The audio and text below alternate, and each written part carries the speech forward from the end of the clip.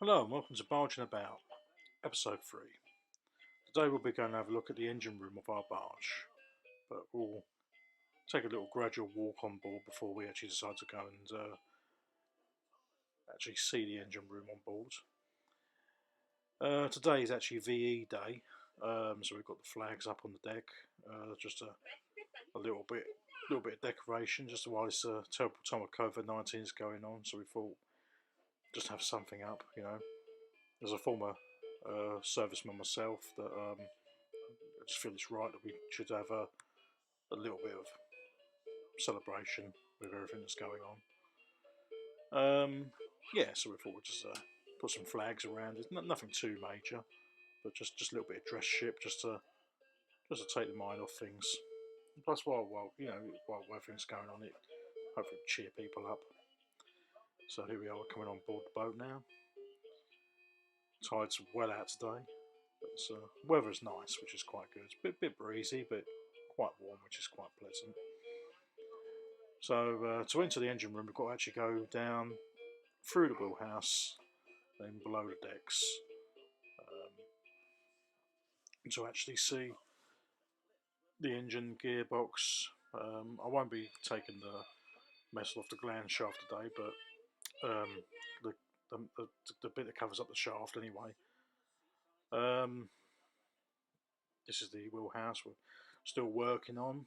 This was in a hell of a state when we first moved on board, but it's starting to get quite tidy now, even though we've got piles of tools and gear all surrounding us. We have to sort of climb down deck by deck. As you can see, it's a bit of an obstacle course, but it does get us where we've got to go. When we first moved on board, I was a bit obsessed. I thought, got to get the engine room tidy, got to get the engine room tidy. So I spent a bit of time scraping and digging all the panels and getting all the rust and stuff off. And I hit the place with a big compressor load of red oxide, so hence why everything's covered in red oxides. I'm just moving some of the deck panels there. This gearbox is German made, and turns out the company that made this gearbox is still producing now. So thankfully, spares I think are okay. It runs fine. It's not been a problem. We have run it up and it's made no noises which are unpleasant or anything. It's obviously fairly old, but we're quite happy with it. So at some point we'll probably do a bit more time spent paying attention to the gearbox. On the right hand side there you can see is the fuel tank. Spent a bit of time scraping and cleaning and painting that. You can see there's a load of deck fittings there for the original engine was on board. We're not sure what it was, but what we do know was it was water cooled, because there's old water pumps on the deck and stuff like that. To your left is the engine, which is a Deutz air-cooled diesel. A little bit unusual on board a ship to have a air-cooled engine, but an amazing saving grace because you can run it in and out of the water. This is a 6-cylinder diesel, air-cooled, like I just said, made by Deutz, usually used in tractors and generators and things like that. Not a very high revving, but it's powerful, extraordinarily powerful.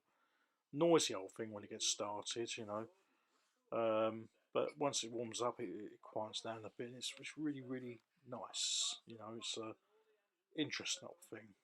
Checking the oil airs to make sure everything's okay. Yeah, I was really, really glad that it had such an unusual diesel engine on board, which I must admit I like engines, so I do quite enjoy it. It's a priming pump that I'm undoing now, so before you start the engine, it's worth giving it a few pumps on the old primer to make sure there's no air in the actual pump. I'm not starting it today, but I just like to circulate the diesel around because of the old. It sits since over the winter. It's sat there. It's sitting in the pump, so it doesn't do any harm just to circulate fuel. Yeah. So I thought was have a look at that. This is the steering gear. There's a few holes in the deck that need to weld up at some point in the future.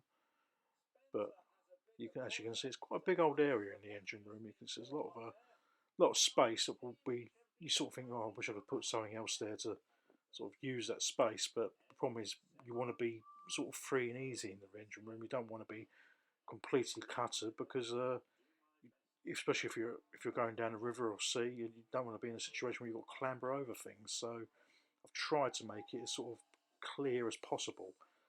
But you know, hopefully we'll see if that works out in the future. Now we're looking at the actual battery box area where we keep the batteries and the wiring for the engine. We still need to sort all this out, but this is a 24 volt system that we're running. There's the mains power for the 240 that comes on board the boat. So and there's the batteries. It looks like it was fitted quite well, but it's obviously over time people have played with it, so we're actually in the process of trying to work out what does what and where goes, kind of thing. There's the exhaust system for the engine. A bit unfortunate, it's been well wrapped in. It was clearly asbestos wrapping, so at some point we'll have to address that.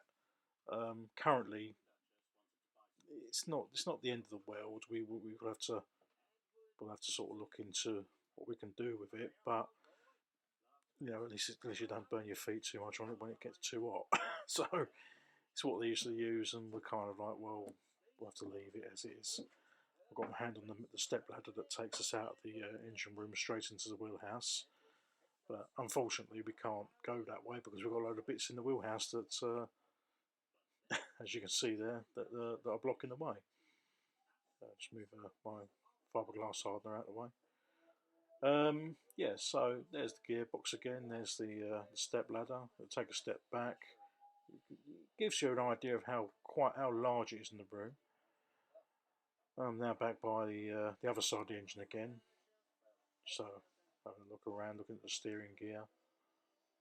Eventually, we want to try and get on with the top part of the roof, which covers the engine room, which is where we are looking at now, where the chimneys and all that are.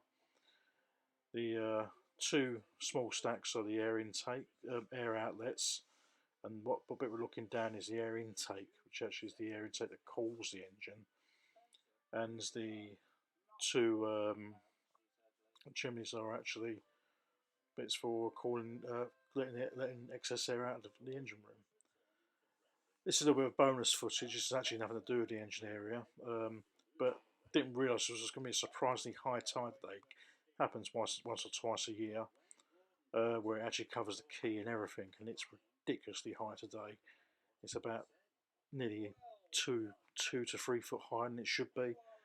A couple of times the actual boat floated over the quay. I mean, that's how high it was, and you can see if you look in the car park there, the water table is so high it's actually penetrating the tarmac. It's starting to fill the car park up, so it's very seriously high today. Had nothing to do with the engine room, but we thought we will include it because it's unusual, very unusually high, and quite nerve-wracking because you look out and you think, hang on a minute, I'm looking out the window and I can see the tops of the roofs of the buildings next door. So yeah, it was a bit nerve-wracking. There's my wife there. She's wanting to take photographs quickly. What earth's going on? Why is the tide so high? Well, it is what it is, you know. But yeah, so forward. Keep this bit of bonus footage in. Got nothing to do with, like I say, nothing to do with the engine room, but it is what it is. So if you've stayed watching this long, which I hope you have, hope you've enjoyed a little look around the engine room. We'll do a video sort of shortly about it running and how to start it and bits like that.